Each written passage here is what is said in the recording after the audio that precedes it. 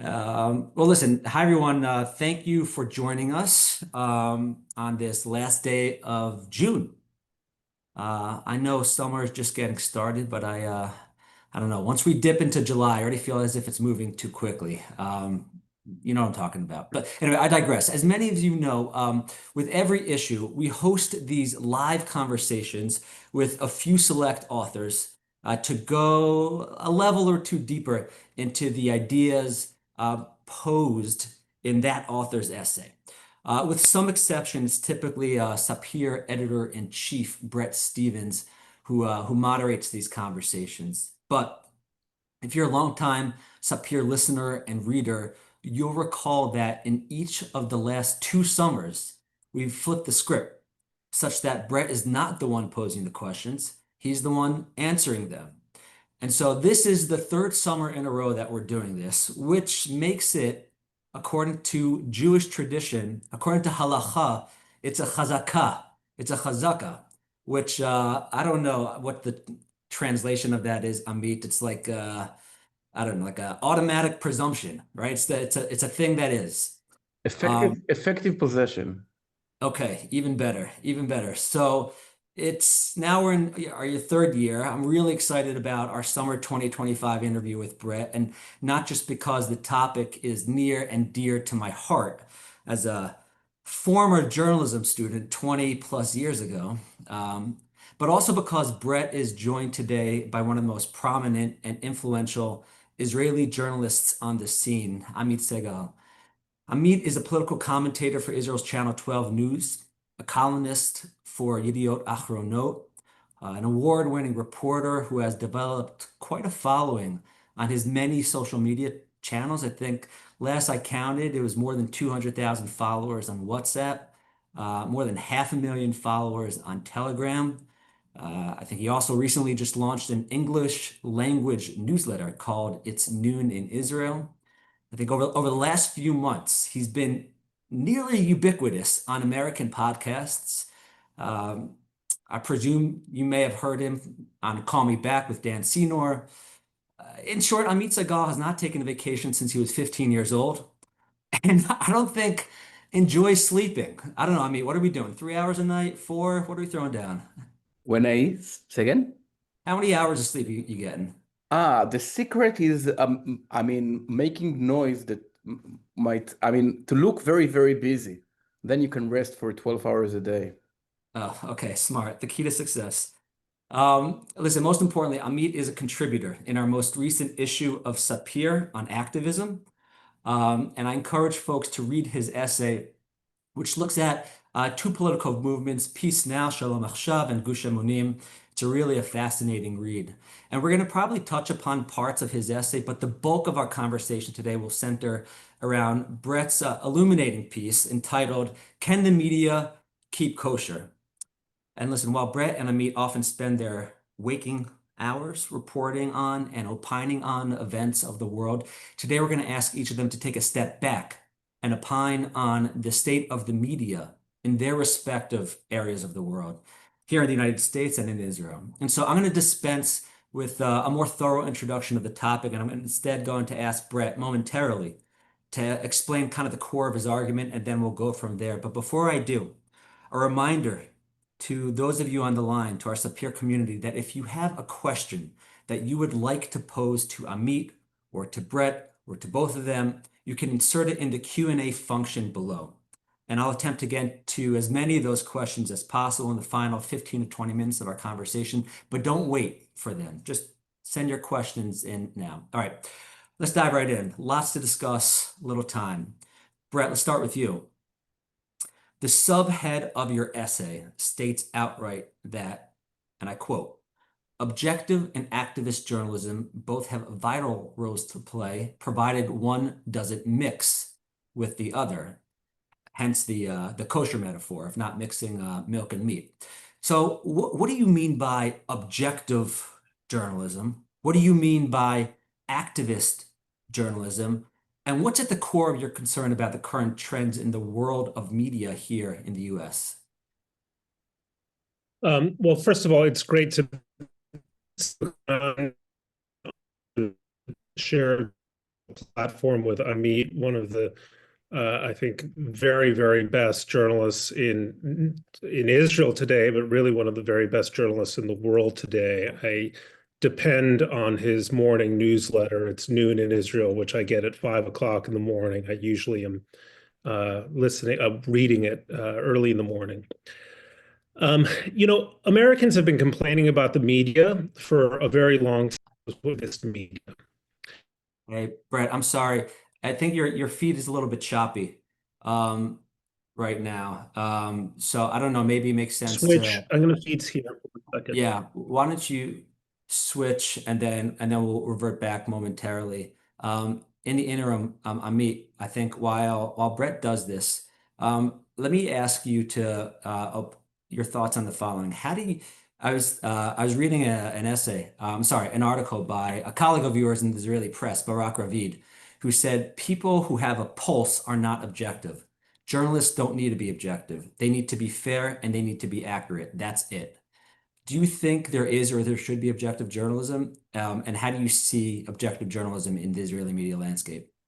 So, yeah, if I'm relating to your metaphor, I think we can define journalism as kosher style, which means that it's not that you get a kosher certification for someone from a rabbinate, but you can actually try to actually talk to or try to actually get closer to the values that we were raised on as journalists. And I'll explain. The very term objectivity means that if there are currently 421 participants in this room, and let's say it's not Bret or me, but President Trump, Prime Minister Netanyahu talking on a press conference. So if those 422 participants now are professional enough, their report, even if they are to be seated in separate rooms, would be exactly the same number of words, the same quotation marks, the same headline, the same wording. And we understand I mean, it does not exist. But it's an idea and an ideal thing to be objective. I mean, in a perfect world, yes, there is one reality, hence there is one way to describe it.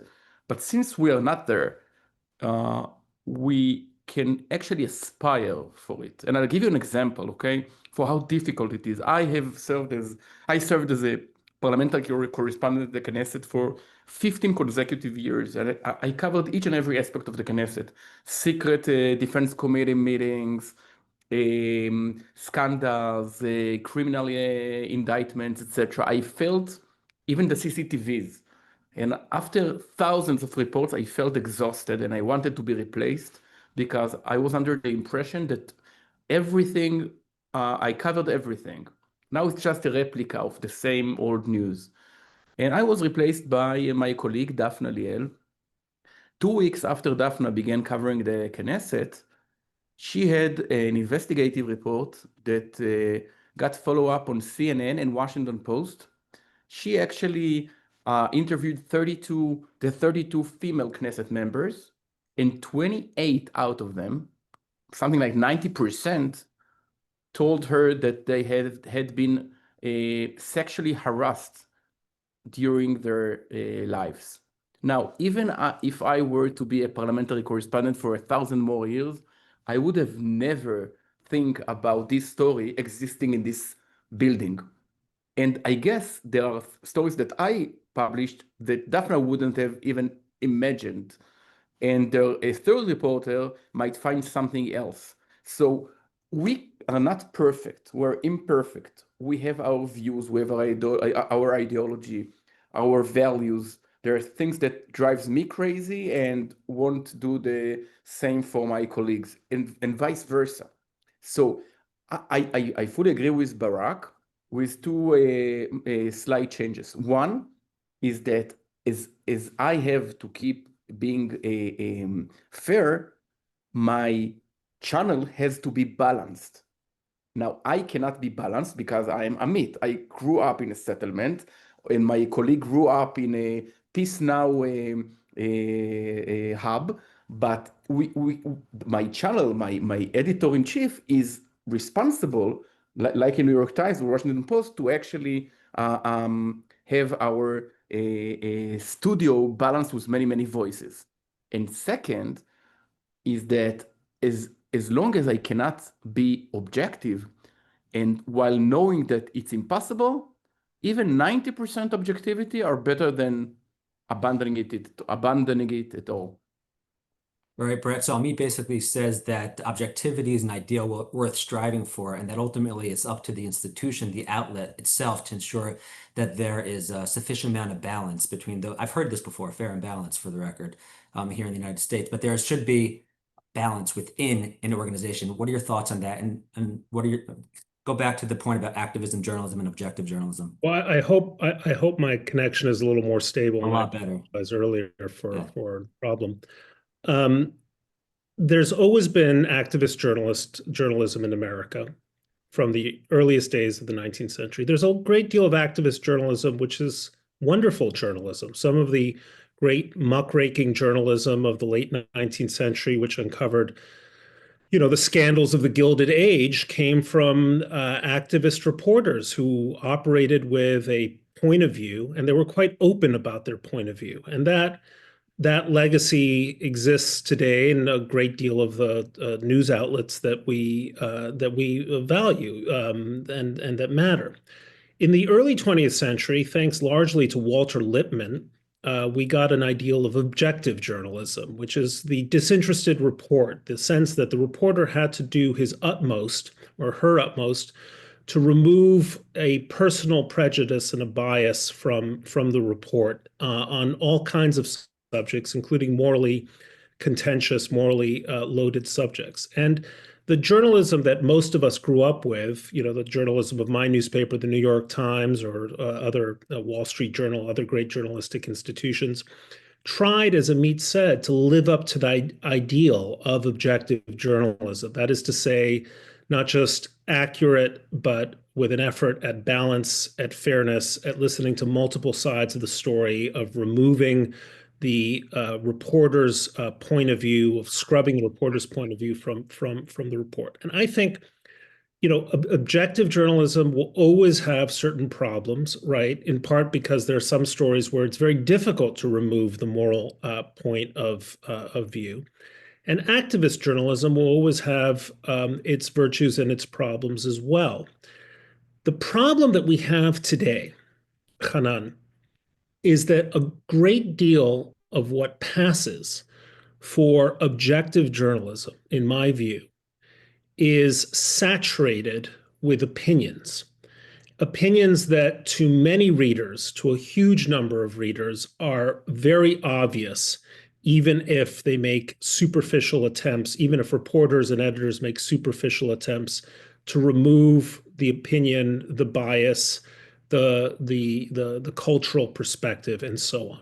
And the result is that it has led to a crumbling of trust and authority in objective media. If you look at the Gallup surveys have done opinion polling on trust in institutions going back for more than about 50 years.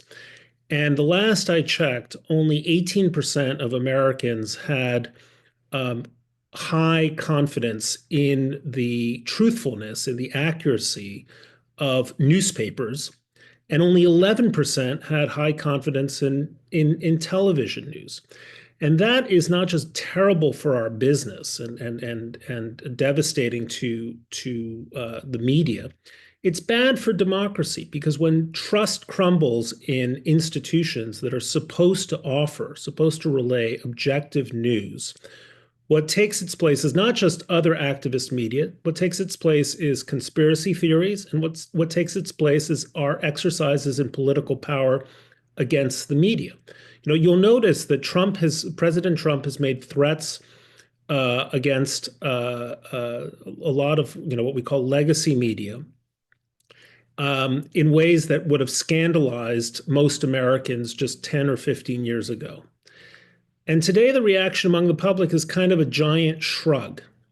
And it's a giant shrug because I think to a large extent, people have just lost faith in the credibility of mainstream news institutions. So my argument in my essay is that it is imperative for news organizations that present themselves as objective news organizations to really live up to the ideal, and that they've been failing at the task for too many years. So if objective journalism is the lodestar, the thing all media outlets should aspire to, I wonder if we can divorce for a second sort of print publications and broadcast publications. The way I look at broadcasts, I'm so broad, like let's say the CNNs and the MSNBCs and the Fox News here in the United States. What happens from 5 p.m. onwards is not hard news. It's probably akin to the editorial pages, like the back of the paper. Yeah. The issue is it presents itself as hard news to a certain extent. People go there less perhaps for understanding what transpired during the day, the way they might have with like a Walter Cronkite 50 years ago. They go there in order to have their own beliefs reinforced, or perhaps even to be entertained. Right. And so, when I write for the New York Times, as I have for many years now, you come to my column and it is labeled in bold, big letters, opinion. I get paid to have an opinion. That's my function at the New York Times. I'm supposed to generate opinions. Now, my colleagues on the news side are paid actually not to have opinions.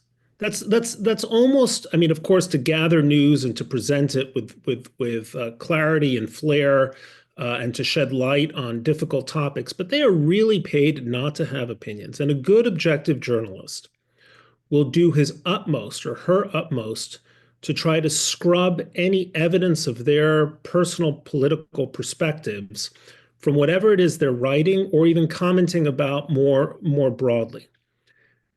Now, without getting into particular news outlets, one thing that really concerns me is too often I will come to a news story, whether it's on television or in print media, that is supposed to be objective, and it is clear to me from the choice of the subject, the adjectives that are deployed, the kind of cultural priors that go into that subject, the person who gets the last word in the story, just how this reporter thinks about the world.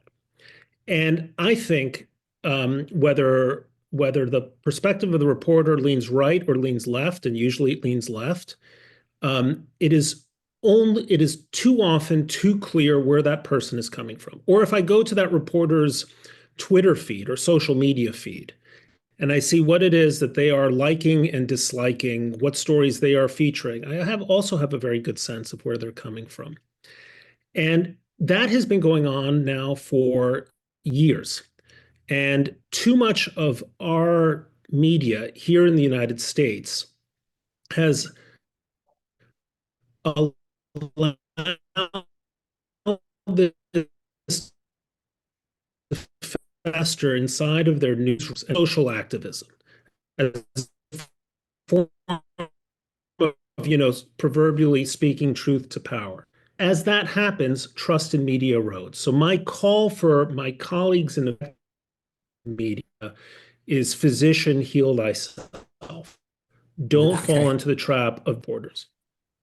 Great. And by the way, towards the end there, Fred, your feed was a little choppy, but I think I made the most of it or caught most of what you're articulating. I mean, I want to go to you based on what I think Bret just shared. I mean, you shared yourself. You grew up, I think, in Ofra, right? You grew up in a settlement. Does that impact at all how you do your reporting? First of all, yes. I'll try to actually expand on what Bret said, and I think it has a lot to do not only with, I mean, me growing up in Ofra or someone else in Tel Aviv or in Ronkonkoma, upstate New York, is one ingredient, but this was the most dramatic ingredient had we talked in 1980, 1990, or even the year 2000. What has changed, in my opinion, is technology. What technology did is that whereas in the past, if you wanted to know whether Boston Celtics defeated Los Angeles Lakers or vice versa, you had to buy a newspaper, the morning after. In Israel, it's almost 36 hours after. Otherwise, you wouldn't have known what had happened.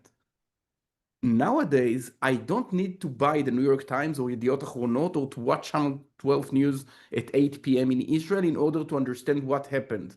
And therefore, the Walter Cronkiteism of the press is dead because, I mean, technology in the past dictated that there isn't enough room for more than 2 channels in Israel or 5 channels, national channels in the US, and more than, I don't know, 10 nationwide newspapers in the States and 3 in Israel.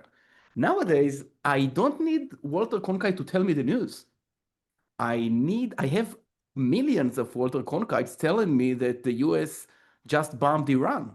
They are on Twitter. Sometimes we actually fight ourselves. We defeat ourselves. When I text something on Telegram, instantly 500,000 people in Israel and worldwide know what has just happened. If I wait for 8 p.m., it's 1 hour in our case, but can be 12 hours if it's in the morning. But even if I send it to Channel 12, till they actually make the breaking news, it's 5 minutes, which is eternity. So what is the role of the press these days? And I think Walter Cronkite of today is not about reporting the news, but about giving it substance, be it through investigative reports, because there is advantage for established media over Twitter accounts because we have the budget, the measures to actually do it, whereas no one has $500,000 to actually invest in an investigative report. Second, documentaries for the same reason. Third, commentary. Here, everyone can give commentary, but you still want what in Israel is called the gray hair theory. I used to have black hair till lately, but gray hair doesn't mean necessarily the color of your hair, but the years of experience, that people want to hear what happens from you because they trust you, because they know you are in the scene, in the battlefield for the last decade or 2 decades or 3 decades. And the fourth thing, which is the most tricky one, is opinion.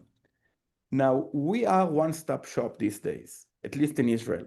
I both give the commentary, try to break the news, give exclusive reports. I hope I'll have someone in 34 minutes from now, domestic Israeli politics, but stay tuned. And the fourth thing is my opinion. Amit, you can break the news here. If I tell you, I'll have to kill you.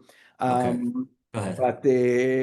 But at the end of the day, I want to give my opinion too, because the television became not the source for necessarily news, and especially breaking news, but actually it's an attempt to replace the parliament, to have the discourse within, but not with boring politicians, but with very savvy, outspoken journalists, that one is from the left and one is from the right, one is Republican and one is Democrat, etc. I mean, Bret, isn't that precisely what you're arguing against? Kind of having reporters provide commentary on the news? Well, listen, my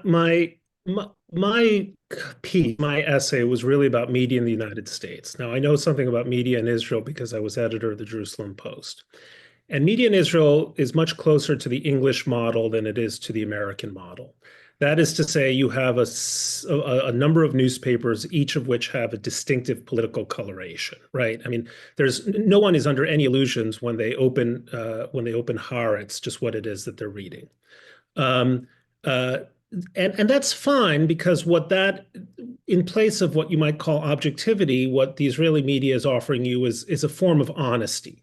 Haaretz is honest about its political priors. Other newspapers also tend to be honest about their political priors.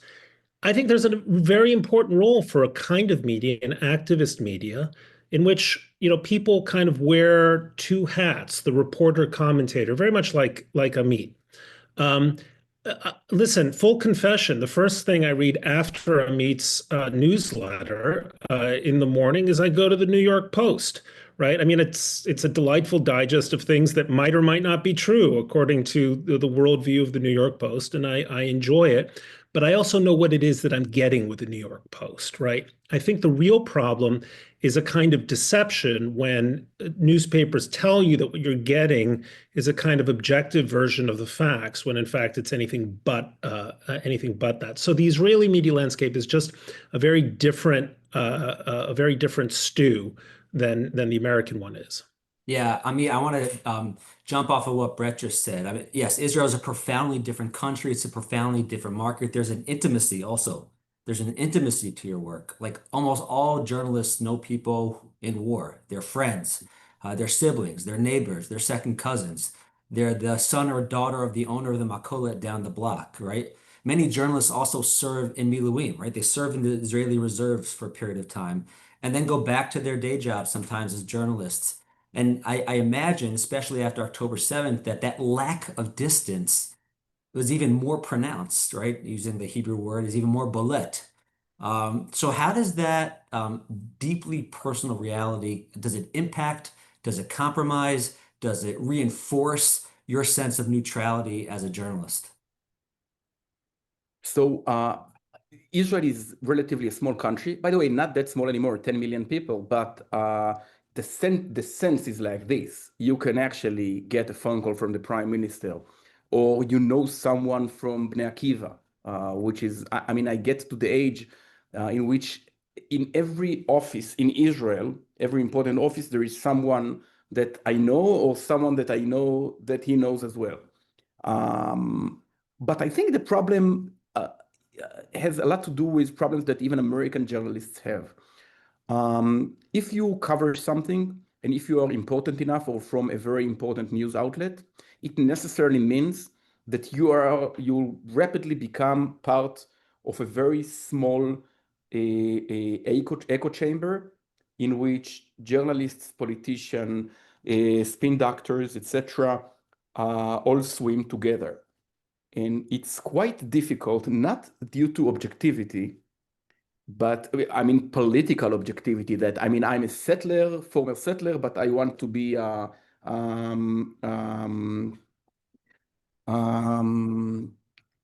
do I say it? I want to be pro right wing. The situation is different. If I get stories from someone, if I get access, I have to give something in return. This is the dirty hidden deal. Now, the deal is at the expense of the audience. If the prime minister calls me, for instance, or the president and gives me a story, it necessarily means that they want positive coverage. Now, it's not a binary thing, but you are supposed to give 20% more positive coverage in this respect. You don't get a scoop and then smear the politician, allegedly. So it's at the expense of the public. How do you solve this one? And my only solution after 25 years in journalism is only to be senior enough so you do get the information and you are not obliged to be in the source hands, in the source grid. I mean, yeah, you mentioned Bibi's notoriously media sensitive, right? I think he's been criticized over the last few years for giving news to Hebrew speaking outlets and audiences. I mean, you can tell me if that's accurate or not, but you just started touching upon this. So how does like in that environment, how does an attempt at, let's say, objective or fair journalism, to use the language that you had earlier, how does that come at the expense of access? You know, how do reporters navigate that expectation perhaps of fair reporting thereafter? Marty Baron, for example, the famed editor-in-chief of the Boston Globe and the Washington Post, that had a book 2 years ago where he sort of talked about how in its interaction, he went to dinner with Donald Trump. It was he and a couple of his colleagues and Jeff Bezos, the owner of the Washington Post, and there's an expectation after that dinner that the Washington Post would start covering the Trump presidency a little bit more fairly. How do you balance that expectation with the demands and the requirements of the job itself? It makes it difficult. You can't buy journalists, but there is an assumption that you can hire them. Hire for a month, hire for a week, hire for the life expectancy of the story itself. If your sources are various enough, various enough, it necessarily means that you are not obliged to one source. And here we touch again the political diversion, because as more journalists become more Republican-oriented, Democratic-oriented, etc., or in Israel, Likudnik versus leftist, it necessarily means that the other side suspects you. They say, wow, I hear him talking at 4 p.m. about how bad is it to end the war. So I cannot trust him now and give him story that would support it. I keep hearing him talking in favor of Bibi's policy. So will he take a scoop against Netanyahu? So you are in a cycle that each and every journalist gets more and more percentage of the stories, information, background from one side. It's very, very hard. I invest today 85% of my time in getting stories and information from the side that I don't vote to, especially for this reason. Not because I want to be the most noble person on earth, but because I want my information to be scattered around. Mm-hmm. Listen, I just want to remind folks in the audience, if you can, please share a question. I see already a couple dozen have come through. I think Amit has a little bit of a hard stop before the end of a few minutes before the end of the program today. So we're going to try to get to these questions momentarily. Yes. So I just want to ask one more of Bret, maybe one or two more, then we'll dive right in.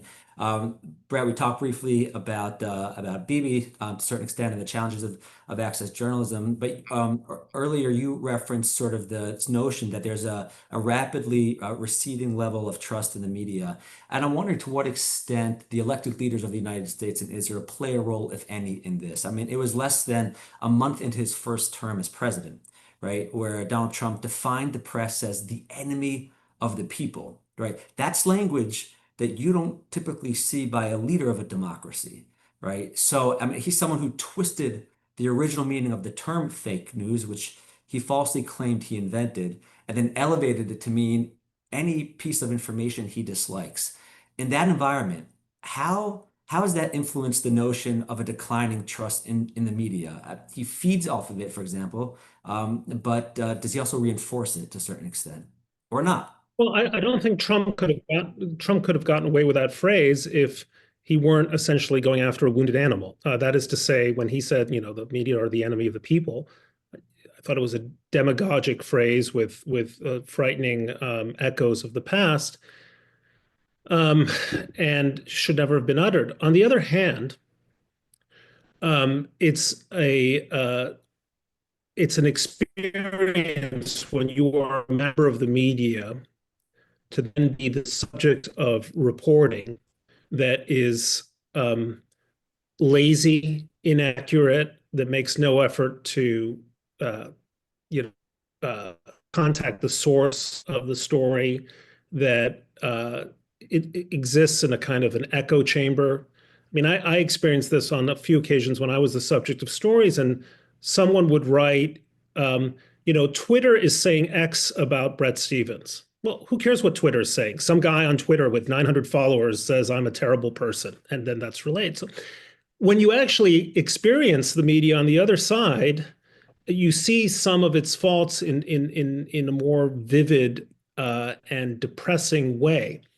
There is a tendency in the media to say, the reason our business is in decline is because technology. And yes, that there's something to be said for that. The reason our business is in decline is that we now have demagogic leaders who are attacking the media. Yes, that's a piece of it too.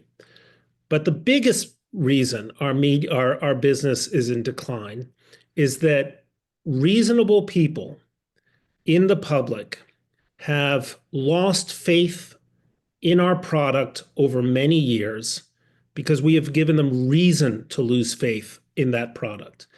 And every time a mainstream objective news organization has a story that is manifestly biased, every time a reporter comes out and mouths off about what he considers to be the capital T truth about the world, we are hurting ourselves. There's relatively little that we in the news media can do about the power of new technologies or the power of demagogic politicians. But there's a lot that we can do to actually demonstrate that we are worthy of the public's trust, or we can be, again, worthy of the public's trust. And it's, to me, often heartbreaking because there are so many fantastic, honorable reporters doing extraordinary and often courageous work to bring the public the news.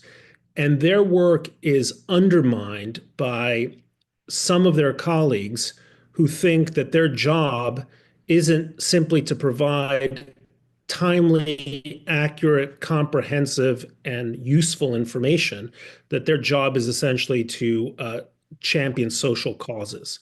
So I of course I worry about the political assault on my profession, on my business, but I worry even more about what we're doing to make ourselves vulnerable to those assaults. Okay, thanks, Brett. I mean, I have a couple follow-ups there, but I'm mindful. I think I may you need to bounce after a few minutes before the end of 1 p.m. our time. So I'm going to begin going to some of the questions that have come through the queue, and I'll interpose it also with some questions that I still have. I want to start with a question from Gordon Kravitz, who asks the following: When I was publisher of the Wall Street Journal in the early 2000s, we set the news department annual bonus to be based in large part on how well the Wall Street Journal did in the annual Pew Research Survey on how trusted the different news outlets were by liberals and conservatives, Democrats and Republicans. This signaled the importance of trust and Bret's distinction between objective and activist journalism. Do Bret and Amit think this kind of approach could work today? Bret, I'd ask you to take the first stab, and Amit, curious if anything close to that could exist and be successful in an Israeli context as well. Bret, your thought on Gordon's question? Well, first of all, Gordon was one of the great publishers in media history, and hi, Gordon. It's a great question.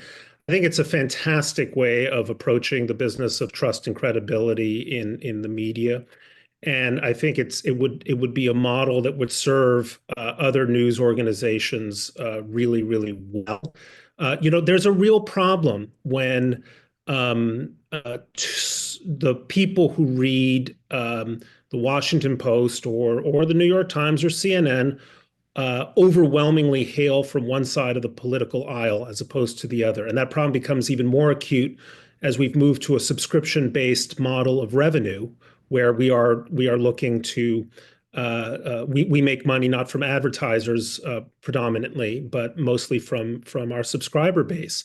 So there's a danger there that you end up feeding the political presumptions, the political priors of the audience.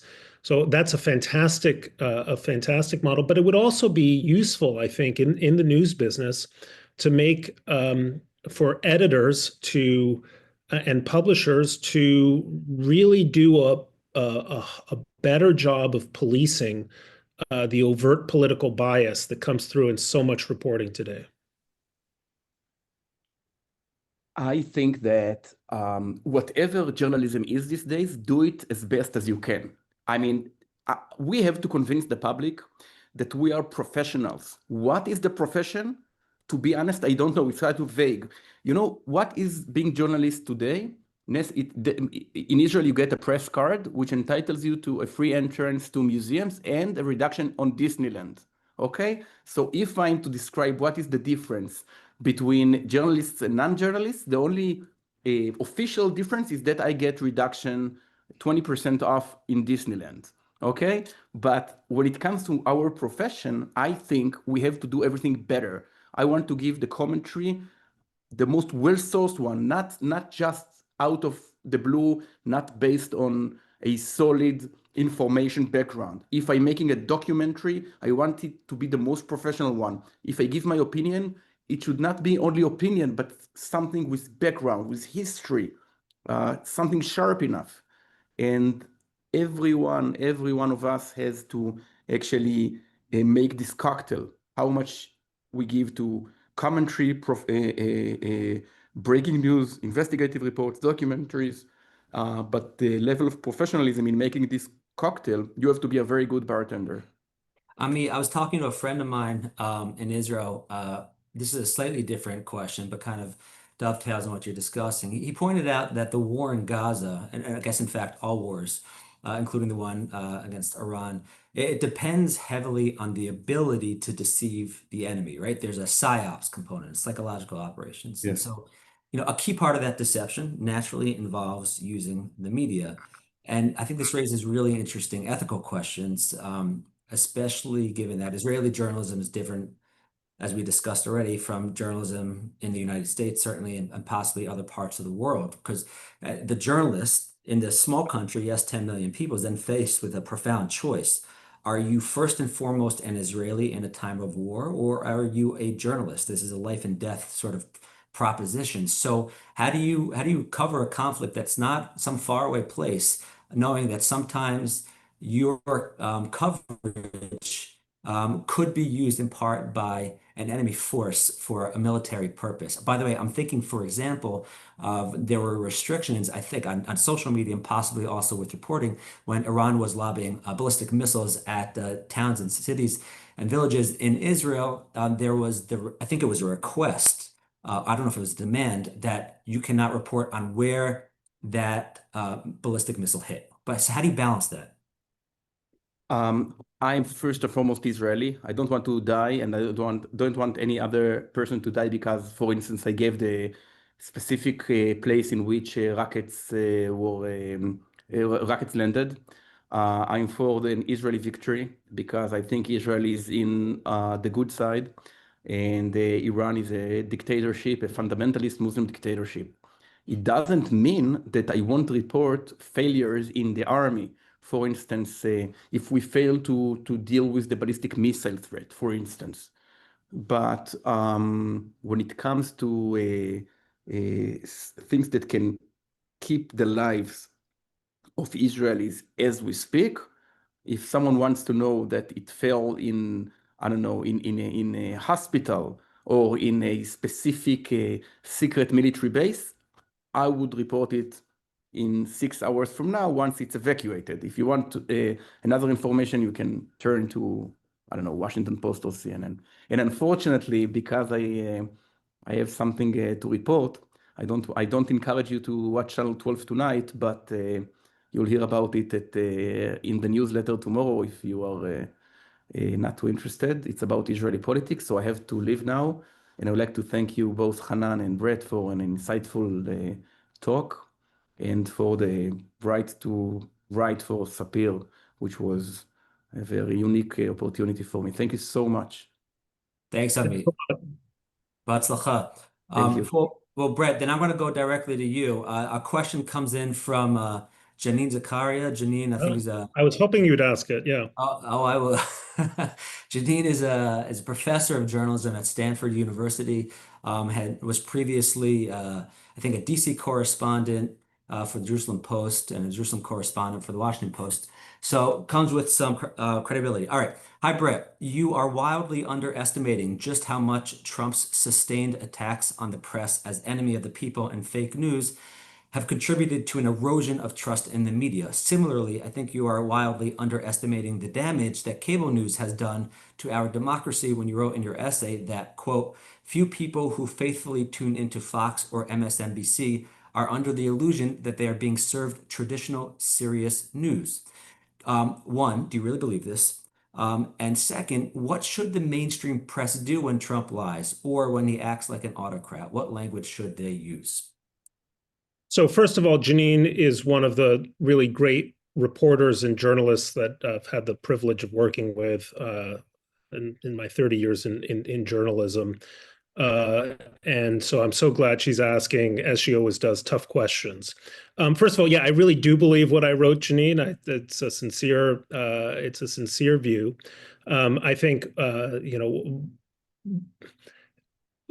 you ask the average American who's tuning into Fox News, do they think that Fox News is a right-leaning news organization? They'll say, yeah, of course it is, but I agree with it, or I think it's a better version of the truth than what I'm getting on the other news networks. They're having their products confirmed. I think that understand that's what it's coming from. People enjoy having their priors confirmed. They enjoy being told that they are right and that their worldview is broadly speaking correct, and that the people they're seeing on TV are people they like and trust. But I don't think they are under the illusion that they're getting a quote objective set of facts. They are having their moral vanities and their political ideologies massaged.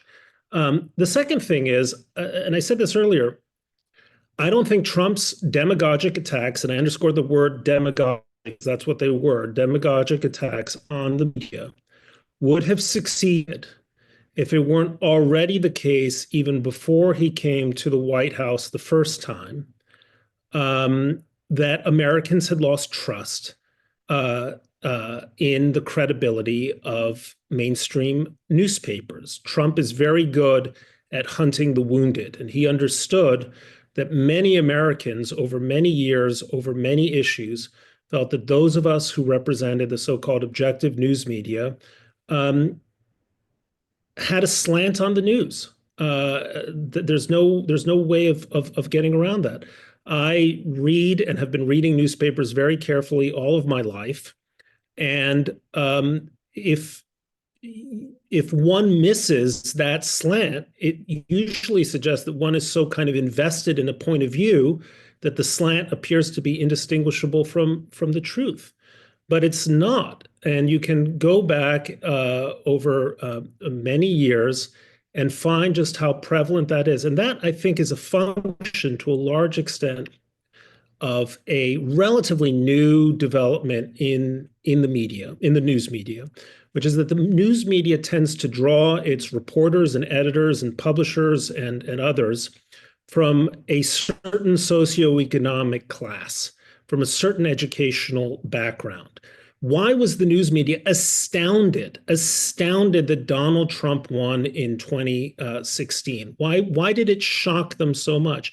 I think it shocked them because there weren't a lot of people in newsrooms saying, you know, guys, I don't think this election is going to work out quite so cleanly as a big Hillary landslide.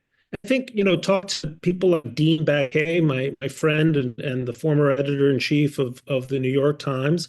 They will acknowledge that there's a problem. One way in which I think the media could really help itself, the so-called legacy media could really help itself, is by insisting that there's real viewpoint diversity, by hiring many more reporters from corners of America that aren't just simply the Palo Alto, Cambridge, New Haven, lower West Side access, and try to understand the country in a different way. I mean, when you meet reporters at major news outlets, they come from the same educational background, they have the same tastes, the same kind of instincts. And I mean, I don't mean to disparage them. I'm a part of that class too, right? To a large extent. But they're singing from the same hymnal and seeing the same things and thinking in the same way. I think that's a real problem for us.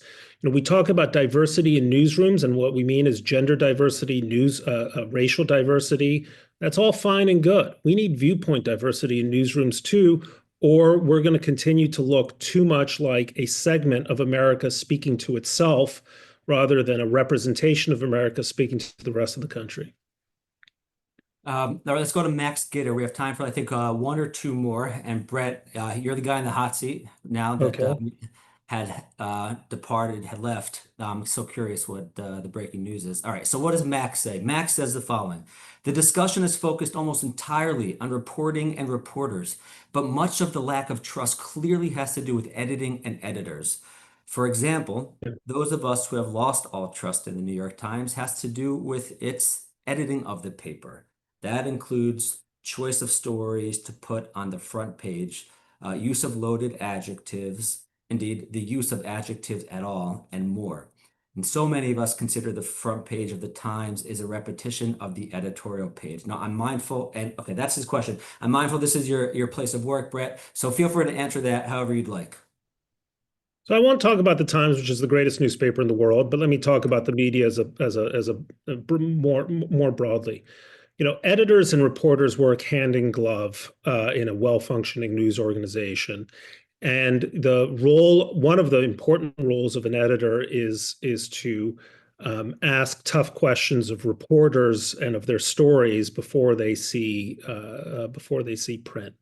And I know a great many editors, and they are just splendid people who work in relative obscurity and do a lot to shape a much better report. But I often ask questions when I see stories, and I'm not talking about the Times, but when I see stories in news outlets that have, to me, incontrovertible bias written through them, coloring so much of what they're saying and doing and asking. The question that I'm always asking myself isn't so much about the reporter. It's like, where are the editors? How did this go through multiple layers of editing without anyone saying, you know what, this reads like a press release from the Democratic National Committee, not like a news story. And I ask that not only about the stories I see, but I ask it about the stories I don't. Why was so much of the news media so reluctant to investigate the most obvious story of 2021, 2022, 2023, and the first 6 months of 2024? That is the physical unwellness of the President of the United States, his abundantly clear mental diminishment that is familiar to anyone who has had the misfortune of having a close relative experiencing the early stages of dementia. Where were those stories? Why did that story only really break through in the mainstream media after that catastrophic debate almost exactly a year ago? I asked that, and I think that if we want to do a better job of restoring trust and credibility in our institutions, we should be asking that too. Was the story really that hard to get? Or was it that because the right-wing activist media, the Fox Newses, were gleefully pointing out the president's debility, that they decided that to write that story was to essentially concede a right-wing talking point rather than to ask a perfectly legitimate question. In 2021, I wrote a column in the New York Times that said, Joe Biden should not run for a second term for president. It was a point I repeated almost ad nauseum in my conversations with Gail Collins.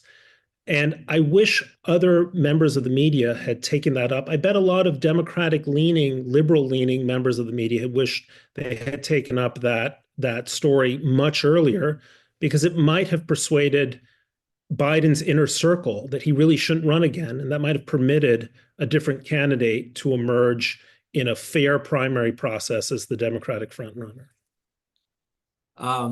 Yeah, I mean, for many years also, as Reagan was slipping up, I don't think necessarily right reporters were reporting on that dynamic. But that was what, 30. No, and I remember very well. I remember this very well. The second debate with Walter Mondale.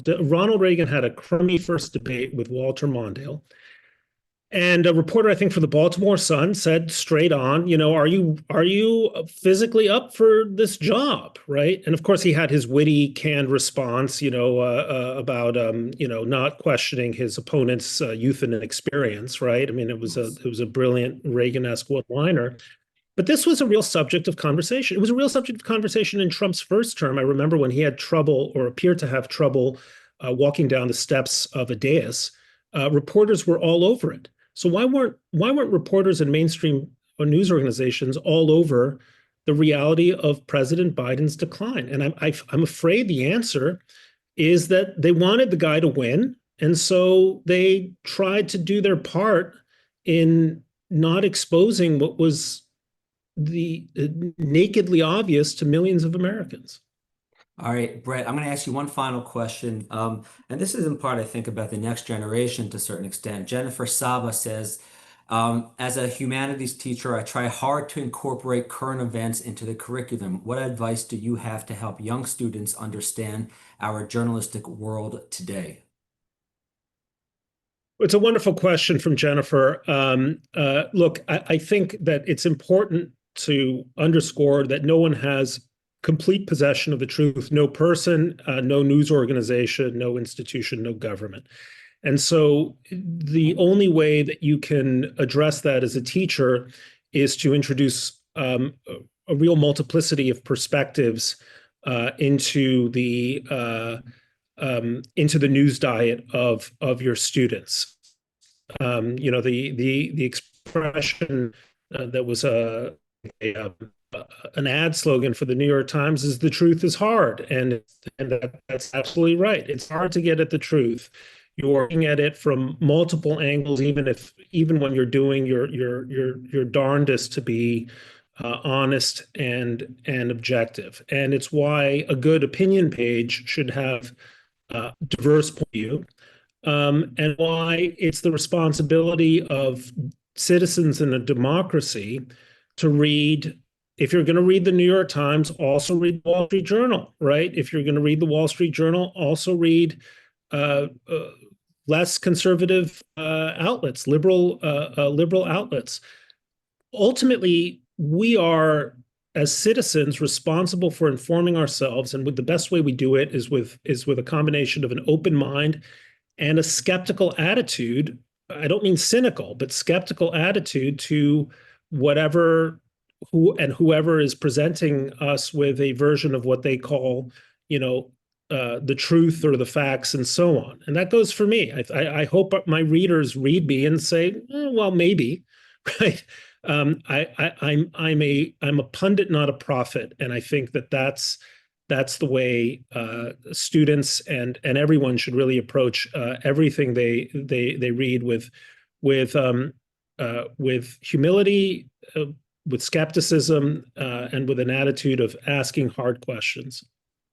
Amen to that, Bret. I mean, you referenced Thomas Jefferson in the first two paragraphs of your essay, where he expresses frustration with the press. And he also, I think, famously wrote, "Were it left to me to decide whether we should have government without newspapers or newspapers without a government, I should not hesitate a moment to prefer the latter." There's always an acrimonious relationship between the two. But to your point, our role as citizens is to be well-informed and to be critical thinkers and to ultimately work together to do what's best for our democracy and our society. I deeply appreciate your essay, Bret. Obviously appreciate Amit's time with us as well. If you haven't yet had an opportunity to read the activism issue, please do. We will have our forthcoming issue coming out very soon. You can go to sapirjournal.org to check it out. I also want to thank my colleague Yael Warwick for helping put together this virtual and all the other virtuals. And I want to thank you, the viewers and the SAPIR community, for joining us today. So thank you again, Bret, and thank you to the SAPIR community. Be well, everybody. My pleasure. Bye.